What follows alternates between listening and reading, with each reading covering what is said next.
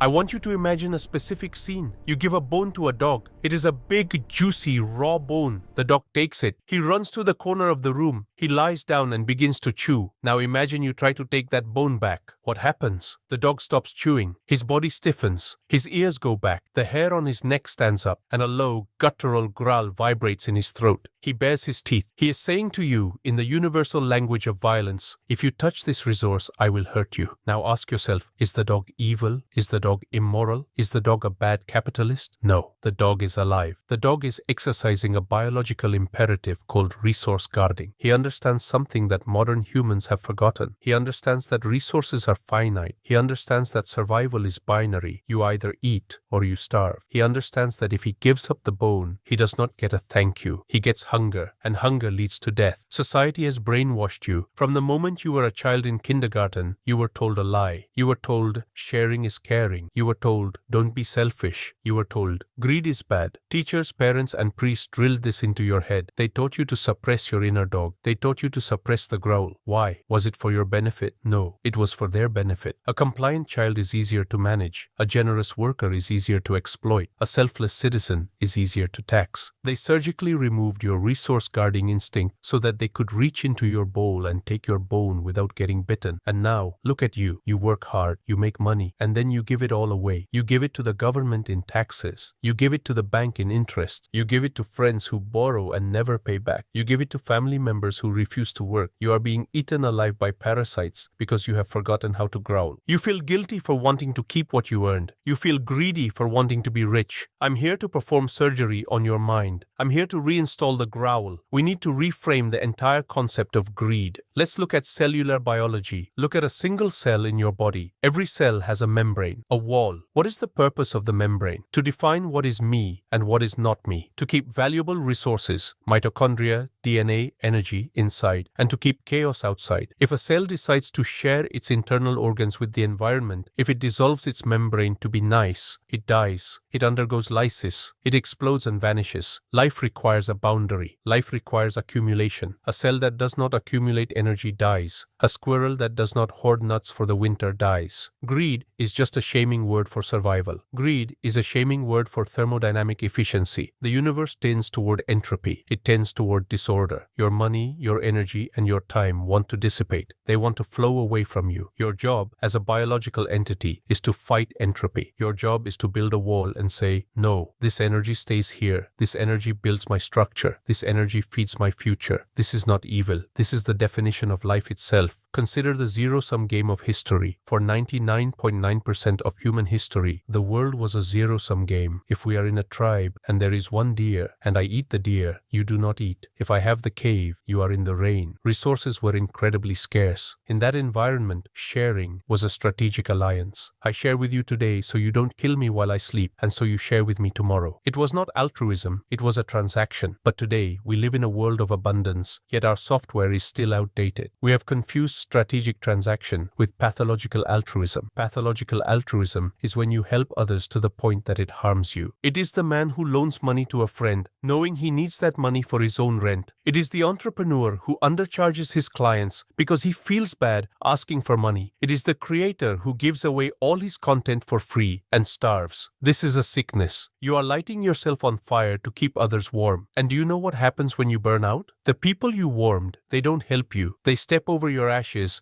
and look for the next person to burn because they are operating on instinct. They are taking. You are the only one operating on a broken script. We need to talk about the oxygen mask principle. You have heard this on every airplane flight of your life, but you have never applied it to your wallet. In the event of a loss of cabin pressure, secure your own mask before assisting others. Why? Is the airline teaching you to be selfish? No, they are teaching you physics. If you try to help your child first, you will pass out from lack of oxygen. Then you both die. If you put your mask on first, you are strong. You are conscious. You are capable. Now you can save the child. You can save the person next to you. You can save the whole row. Self-interest is the prerequisite for collective good. You cannot help the poor if you are one of them. You cannot lift someone up if you are standing in the quicksand with them. You must be on solid ground. You must be high up. You must be full of oxygen. Wealth is oxygen. When you guard your resources, when you aggressively accumulate capital, you are filling your tank. You are becoming a person of capacity. A broke nice guy is useless to the world. He has good intentions, but zero power. He cannot fund a hospital. He cannot invest in a startup. He cannot protect his family from a crisis. He can only offer thoughts and prayers. A rich, greedy guy has power. Even if he is selfish, his capital builds factories. His spending employs people. His taxes build roads. And if he chooses to be generous, he can actually change reality. He can write a check that saves lives. But he can only do that because he spent 20 years being greedy enough to accumulate the power. You must earn the right to be generous. And you earn that right by being ruthless with your accumulation phase. Let's dismantle the scarcity mindset versus abundance mindset trap. Gurus tell you, don't hoard. Have an abundance mindset. The universe will provide. This is dangerous spiritual bypass. Yes, the universe is abundant, but the universe is also competitive. The abundance doesn't just flow to you because you manifest it. The abundance is taken by those who build the best buckets. If you have an abundance mindset, but a hole in your pocket, you will be broke. Resource guarding is not about believing there is not enough. It is about respecting the energy you have expended. Money is literally stored life force. You traded your hours, your stress, your cortisol, and your brain power to get those dollars. When you waste that money or let someone take it easily, you are disrespecting your own life. You are saying, my life force is cheap, take it. When you guard your money, you are practicing self-love. You are saying, I worked hard for this. This represents my sacrifice. I will not let it be squandered. This is a sacred act. The guardian of the treasure is a mythical archetype for a reason. The dragon sleeps on the gold not just to be mean, but to protect the concentrate of power. You need to become the dragon, not the evil dragon who burns villages, but the wise dragon who knows the value of the hoard. Society tries to shame the dragon. They call you capitalist pig. They call you hoarder. Who are these people? They are the ones who failed to hunt. They are the ones who did not have the discipline to save. They are the grasshopper mocking the ant. In the summer, the grasshopper laughs. Why work so hard? Why save? Share with me. Life is for living. The ant keeps working. The ant keeps guarding. The ant says no. Then winter comes. The grasshopper stops laughing. The grasshopper knocks on the ant's door. Please, brother, I'm starving. You have so much. It is not fair. And this is the test. If the ant opens the door and gives everything away, both die. The food runs out. The colony collapses. If the ant keeps the door shut, the grasshopper dies, but the ant survives. The colony survives. The genetic line continues. This is cruel. This is harsh. But this is nature. And the financial markets are nothing but nature in a digital suit. Winter is coming. It always comes. Recessions, depressions, inflation, AI displacement, wars. If you are not guarding your nuts like a paranoid squirrel, you will not survive the winter. And when you are freezing, the people you shared with in the summer, they will not be there to warm you. They will be looking for the next ant. So the first step in your transformation is to kill the guilt. Kill the voice in your head that says, I have too much. You do not have too much. You have barely enough. Because you do not know how long the winter will be. You do not know how expensive the medical bills will be. You do not know how bad the crash will be. To be greedy is to be prepared. To be generous with your security is to be reckless. Start viewing your bank account not as a number, but as a wall between you and the abyss. Every dollar you add makes the wall higher. Every dollar you give away makes the wall lower. Do you want a low wall when the flood comes? Or do you want a fortress? We have established that guarding your resources is not mean. It is the biological imperative of survival. But if it is so natural, why is it so hard? Why do you feel a knot in your stomach when you tell a friend no? Why do you feel dirty when you ask to be paid what you are worth? Because you are under attack. You are fighting a war against an army of social parasites, and their weapon is not a gun. Their weapon is shame. In the animal kingdom, a parasite, like a tick or a tapeworm, uses chemical camouflage to trick the host's immune system. It says, I am part of you. Do not attack me. Feed me. In the human kingdom, parasites use linguistic camouflage. They use words like friendship, loyalty, family, and fairness to trick your psychological immune system. They hack your tribal instincts to extract resources that they did not earn. We need to categorize the 3 types of parasites you will encounter on your climb to the top. You know these people. You probably have them in your phone contacts right now. Type 1. The professional victim. Weaponized pity. This is the most common and most dangerous type. The victim is always in a crisis. Their car broke down. Their landlord is kicking them out. Their boss hates them. They have a medical emergency. It is never their fault. The universe is conspiring against them. They come to you with sad eyes. They tell you a tragedy. They trigger your empathy. Empathy is a beautiful trait for a parent taking care of a child. But in business and finance, empathy is a vulnerability. It is an open wound. The victim puts a hook in that wound. If you don't help me, I will be on the street, and it will be your fault because you have so much and you didn't share. This is emotional blackmail. They are outsourcing the consequences of their bad decisions to you. If you pay their rent, you are not helping them. You are enabling them. You are teaching them that being a victim is a profitable strategy. In nature, if an animal refuses to hunt, it starves. The pain of starvation forces it to hunt. When you give the victim free resources, you remove the pain. You rob them of the motivation to evolve. You are effectively killing them with kindness, and they are killing your bank account with their incompetence. Type 2. The moral judge. Weaponized envy. This parasite does not ask for pity. He demands compliance. He operates on slave morality. He believes that being poor is virtuous and being rich is evil. He watches you work hard. He watches you succeed, and he hates it because your success shines a bright light on his failure. So he tries to drag you down to his level to reduce his own cognitive dissonance. He says things like, "You've changed since you made money. You only care about business now. Why do you need that expensive car? There are starving children in Africa. Must be nice to be privileged." He uses shame to tax your success. He wants you to feel guilty for winning. If he can make you feel guilty, you will unconsciously sabotage yourself. You will stop trying so hard. You will give away your money to prove you are still a good person. This is the crab bucket mentality. If one crab tries to escape the bucket, the other crabs don't cheer. They grab his legs and pull him back down. They would rather everyone die in the bucket than let one person succeed. The moral judge is a crab. His morality is just a mask for his envy. Recognize it. Do not debate him. Do not justify yourself. Just understand that he is an enemy of your potential. Type 3. The entitled friend. Weaponized reciprocity. This is the trickiest one. This is the guy you grew up with. You have history. You bought him a beer once. He bought you a beer once. But now the gap has widened. You are building an empire. He is still drinking beer. He thinks that because you have more, the rules of reciprocity have changed. He thinks, I paid for pizza in 2015, so he should invest $10,000 in my terrible business idea in 2026. He views your wallet as a community chest. We are boys, right? What's mine is yours. No, what's yours is yours. What's mine is mine. Friendship is based on shared values and shared experiences, not shared finances. The moment a friend expects you to subsidize his lifestyle, he is no longer a friend. He is a dependent. And you are not running a daycare. You are running a life. The most painful lesson you will learn is that you cannot take everyone with you. A rocket has limited fuel. It has a payload capacity. If you try to carry 50 people on your back, gravity wins. You all crash. You have to cut the weight. This sounds cold, but look at the alternative. If you go broke carrying them, will they carry you? Usually the answer is no. They will find a new host. Now let's talk about the mechanism of the yes. Why do you say yes when you want to say no? A friend asks for a loan. Your gut says, no, I worked hard for this. He won't pay it back, but your mouth says, sure man, no problem. Why? Because of the fear of exclusion. For 200,000 years, if you said no to the tribe, they might exile you, and exile meant death by jaguar or starvation. Your amygdala, the lizard brain, equates social disapproval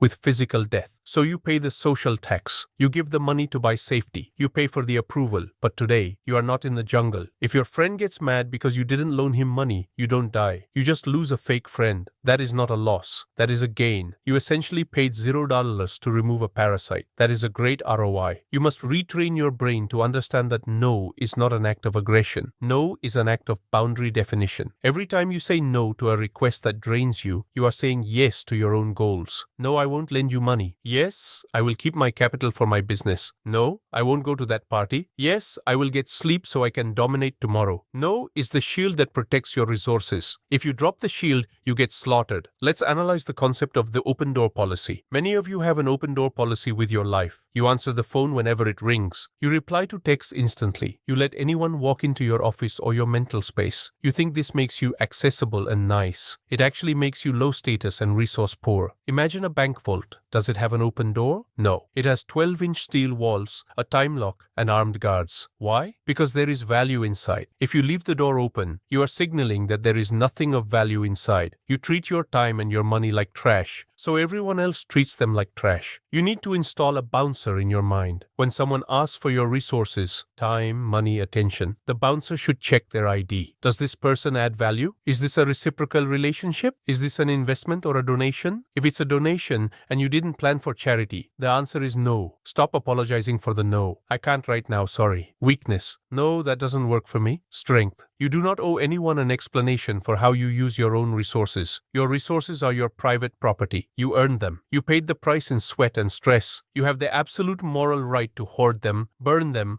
or invest them, but you do not have the obligation to share them. The parasites will call you arrogant. They will call you cold. They will say, "You think you're better than us." Let me tell you a secret. They are right. In that moment, you are better than them. You are better because you are acting like an adult who takes responsibility for his life, and they are acting like children who demand a handout. You are better because you are a producer, and they are consumers. You are better because you are the host, and they are the parasite. Do not let the parasite gaslight the host. The parasite needs the host. The host does not need the parasite. You are the prize. Never forget that. Now you might be thinking, but I want to help people. I don't want to be a Scrooge. Good. Generosity is a noble trait, but there is a difference between generosity and theft. Generosity is voluntary. Theft is coerced. When you give because you want to, from a position of strength, that is power. When you give because you feel guilty or pressured or afraid of what they will think, that is submission. That is you being robbed. And most of you are being robbed every single day. You are leaking energy. You are a bucket full of holes. And you wonder why you can't fill the bucket. You wonder why you can't get rich? Because every time you put $1 in, a friend takes it out. Every time you put an hour of focus in, a family obligation takes it out. You have to plug the holes. You have to become impermeable. This leads us to the most difficult realization. To guard your resources effectively, you may have to change your tribe. You may have to leave people behind. This hurts. It goes against your mammalian instincts. But if you are an eagle, you cannot fly while tied to a flock of turkeys. The turkeys will scream. They will flap their wings. They will try to guilt you. Where are you going? The ground is safe. Flying is dangerous. You have to ignore them. You have to cut the rope because your duty is not to the turkeys. Your duty is to the sky. Your duty is to your potential, and your potential requires fuel. Guard the fuel, or you will never leave the ground. You have identified the parasites. You have learned to say no. You have plugged the emotional leaks, but this is not enough. You cannot guard a pile of gold if you are standing in the middle of an open field. Eventually, the mob will overwhelm you. Eventually, you will have to sleep and they will rob you. To truly practice resource guarding, you need architecture. You need to build a fortress. And a fortress requires two things: a high wall and an independent water source. Let's talk about the independent water source. Most of you are trying to guard a paycheck. This is a strategic error. A paycheck is not a resource you control. It is a ration given to you by the zookeeper. If the zookeeper decides to stop feeding you, your guarding is irrelevant. You starve. You cannot be a sovereign individual if you are dependent on another man for your survival. As long as you have a boss, you are vulnerable. You have to be nice. You have to play politics. You have to let the parasites in HR dictate your behavior. To be a dragon, you need your own mountain. You need your own stream of income that does not depend on permission. You need leverage. This is where the digital economy comes in. In the old world, building a fortress took stone and mortar. It took armies. In the new world, building a fortress takes code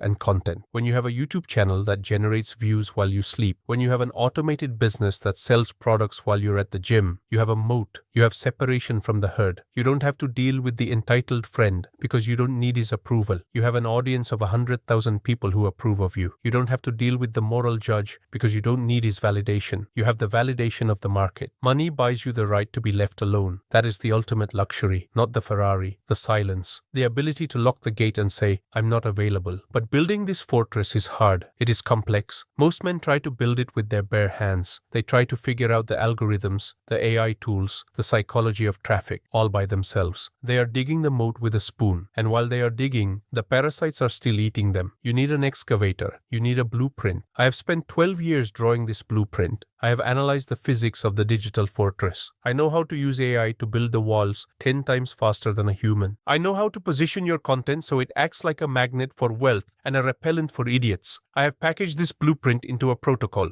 I'm offering you this protocol. The price is $260. Now, let's apply the resource guarding filter to this purchase. A scarcity mindset man looks at $260 and says, "I must guard this money. I must keep it in my pocket." He thinks he's being smart. He thinks he's being the dragon, but he's being the fool because that $260 in his pocket is decaying. Inflation is eating it, and it is not doing anything. It is a dead soldier. A sovereign mindset man looks at $260 and says, "This is a tool. I can trade this decaying paper for a weapon. I can trade this small resource for a blueprint that will generate infinite resources." That is not spending. That is fortification. If you pay $260 to learn how to make $260,000, you have not lost money. You have successfully guarded your future. You have dug the moat. I'm handing you the shovel, the map, and the bricks. I'm handing you the ability to disconnect from the matrix of dependence. But you have to make the trade. You have to realize that keeping the $260 safe in your pocket is actually the most dangerous thing you can do, because it keeps you weak. It keeps you in the open field without a wall. Take the blueprint. Build the wall. The link is waiting. Once you have the fortress and the money is flowing, you must learn the art of camouflage. This is the most advanced form of resource guarding. It is called being the gray man. When the average man gets rich, what does he do? He buys a bright yellow car. He buys a giant logo shirt. He posts photos of his watch on Instagram. He is screaming, "I have resources. Look at me." Biologically, this is the peacock signal we talked about before. It attracts mates. But remember, it also attracts predators. If you are surrounded by hungry people and you hold up a stake, you will be attacked. The wise dragon hides the gold. The wise dragon looks like a peasant when he walks through the village. This is stealth wealth. If people don't know you have money, they can't ask for it. They can't guilt you. They can't sue you. They can't envy you. You become immune to the parasites because you are invisible to them. This requires a massive suppression of your ego. Your ego wants to brag. Your ego wants the applause. Look how successful I am. You must kill that urge. Let them think you are struggling. Let them think you are just getting by. When the entitled friend asks for a loan, you don't say, "I have the money, but I won't give it to you." That creates conflict. You say, "Man, business is tough right now. Cash flow is tight. I can't do it." You use strategic deception. In nature, this is called crypsis. The octopus changes its color to match the rock so the shark doesn't eat it. You must match your environment. If you are hanging out with millionaires, you can wear the Rolex. If you are hanging out with your old friends from the neighborhood, leave the Rolex at home. Wear the Casio. This is not being fake. This is tactical survival. You are protecting the resource from extraction. You are protecting your peace. Let's discuss the inner circle. Resource guarding is not just about keeping people out. It is about deciding who to let in. You cannot live in the fortress alone. You will go crazy. You need a tribe, but not the tribe of birth. You need a tribe of choice. You need to find other dragons. When you surround yourself with other successful, resource-rich, sovereign men, the dynamic changes. Nobody is asking for a loan. Everyone has their own money. Nobody is shaming you for working hard. Everyone is working hard. Nobody is envious of your success. They are celebrating it because it validates their own path. This is the mastermind effect. In this environment, you don't have to guard your resources. You can pool them. You can share information. You can share deals. You can share energy because there is reciprocity. The definition of a parasite is take without give. The definition of an ally is give and take. You need to aggressively purge the parasites and aggressively recruit allies. How do you find allies? By becoming undeniable, by building the fortress, using the protocol. High-value men do not hang out in the open field. They hang out in the castles. If you want to enter the castle, you must build your own first. Like recognizes like. Real recognizes real. If you are broke and needy, you attract broke and needy people. If you are sovereign and powerful, you attract sovereign and powerful people. Your network is a reflection of your resource guarding ability. If your friends are draining you, it is because you are leaking. Fix the leak, change the friends. This brings us to the concept of fuck you money. This is the ultimate goal of resource guarding. It is not about the Lamborghini, it is about the position. Fuck you money is the amount of resources required to say no to any request, any demand, or any command without suffering consequences. If your boss tells you to do something unethical and you have no savings, you have to say yes, you are a slave. If you have fuck you money, you say no and you walk away. If a client disrespects you, you fire the client. If a partner becomes toxic, you leave. This is true freedom. Freedom is not doing whatever you want. A drug addict does whatever he wants. Freedom is not doing what you don't want to do. It is the power of refusal, and that power is bought with guarded resources. Every dollar you save is a soldier in your freedom army. Every dollar you waste on nonsense is a soldier you killed. When you look at a $1,000 jacket, ask yourself, is this jacket worth more than my freedom? Is this jacket worth the ability to say no to a tyrant? Usually the answer is no. So you don't buy the jacket, you buy the asset, you buy the stock, you buy the protocol to a 60, you stack the soldiers, you build the wall higher, until one day the wall is so high that no one can climb it. And inside the wall, you can finally rest. You can finally be yourself. You can finally be free. You have built the fortress. You have dug the moat. You have identified the parasites. Now, you need the operating system to run the fortress. A castle with high walls is useless if the guard at the gate falls asleep. You need a code of conduct that governs how you interact with your resources every single day. This is not about being a miser. This is not about being a Scrooge who counts pennies in the dark. This is about being a custodian of power. Money is crystallized energy. It is potential force. To waste it is to disrespect the laws of physics. Here is the Guardian's Code. 3 non-negotiable laws that separate the wealthy from the rich and the sovereign from the slave. Law number 1. The law of silence. There is an old saying, a whale only gets harpooned when it surfaces to spout. When you reveal your position, you reveal your vulnerability. The moment you tell people how much money you make, the clock starts ticking. The countdown to extraction begins. If you tell your family you made $10,000 this month, suddenly the car breaks down. Suddenly the cousin needs a loan. Suddenly the emergency appears. It is almost magical how the needs of the tribe expand to match the visible resources of the provider. The Guardian practices radical silence. You never talk about your numbers. If they ask, how is business? You say, it's a grind. We are surviving. You play the poor mouth. This is counterintuitive because your ego wants to brag. Your ego wants to say, I am winning. But you must suffocate your ego to protect your bank account. Look at the lottery winners. They go on TV. They hold the giant check. Everyone sees their face. Everyone knows the number. Within 5 years, 70% of them are broke, divorced, or dead. Why? Because they signaled free resources to the entire world, and the world came to eat them. Do not be a lottery winner. Be a submarine. Run silent. Run deep. Let them think you are average. Let them think you are struggling. The only people who need to know your net worth are your accountant and your lawyer. To everyone else, you are a mystery. Mystery is a shield. If they don't know what you have, they cannot build a strategy to take it. Law number 2. The law of the inner circle. Resource guarding does not mean you never share. It means you only share with those who have signed the blood oath. You must visualize your life as a series of concentric circles. Circle 1, the core, you, your survival, your health, your mission. Circle 2, the tribe, your spouse, your children, your brothers in arms. Circle 3, the world, everyone else. The rules of economics are different in each circle. In Circle 3, the world, you are a capitalist. You trade value for value. You do not work for free. You do not give handouts. You are cold, transactional, and efficient. In Circle 2, the tribe, you are a communist. From each according to his ability, to each according to his need. If your brother is in the hospital, you pay the bill. You don't ask for a loan agreement. You just pay it. If your child needs food, you give your own food. This is the paradox. To be a generous communist in the tribe, you must be a ruthless capitalist in the world. You guard the resources from the strangers so that you have abundance for the loved ones. The mistake most men make is they mix the circles. They treat strangers like family, loaning money to people they barely know, and they treat family like strangers, being stingy with their wife and kids. This is an inversion of nature. The wolf pack shares the kill only with the pack. If a strange wolf tries to eat, they kill him. Be a wolf. Define your pack. Draw the line in the sand. Inside the line, generosity. Outside the line, transaction. And be very, very careful who you let cross the line. Entrance to the inner circle must be earned through years of loyalty, shared suffering, and proven reciprocity. Do not let a parasite into the VIP room just because he is fun at parties. Law number 3, the law of the golden goose. There is a fable about a farmer who had a goose that laid golden eggs. One day the farmer got greedy and impatient. He wanted all the gold now, so he cut the goose open. Inside there was no gold, and the goose was dead. In your life, your capital is the goose. The interest is the golden egg. The guardian never kills the goose. You can spend the eggs. You can buy the nice dinner with the interest. You can buy the car with the cash flow. But you never ever touch the principle. The principle is sacred. It is the engine of your freedom. If you have $100,000 saved and you spend $50,000 on a car, you have maimed the goose. You have cut off its legs. It will lay fewer eggs forever. The guardian protects the principle with his life. He views his capital not as money to spend, but as employees. Every dollar is a worker. It goes out into the world, works 24 hours a day, and brings back pennies. If you kill the worker, the stream stops. Your goal is to build an army of dollars so large that the eggs, passive income, cover your entire lifestyle. Once you reach that point, you are immortal. You have escaped the trap. But to get there, you must have the discipline to eat rice and beans while the goose grows. You must have the discipline to say no to the vacation today, so you can own the hotel tomorrow. The parasite eats the seed corn. The farmer plants it. Be the farmer. The ethics of rational egoism. Finally, we must address the moral question. Is this selfish? Yes. And selfishness is a virtue. I'm not talking about the selfishness of a bandit who steals from others. That is weakness. I'm talking about the selfishness of the builder who protects his creation. Ayn Rand called this rational egoism. The world is divided into 2 types of people, the creators and the looters. The creator uses his mind and his energy to bring something new into existence. He builds a business. He writes code. He solves problems. The looter cannot create. He can only appropriate. He uses guilt,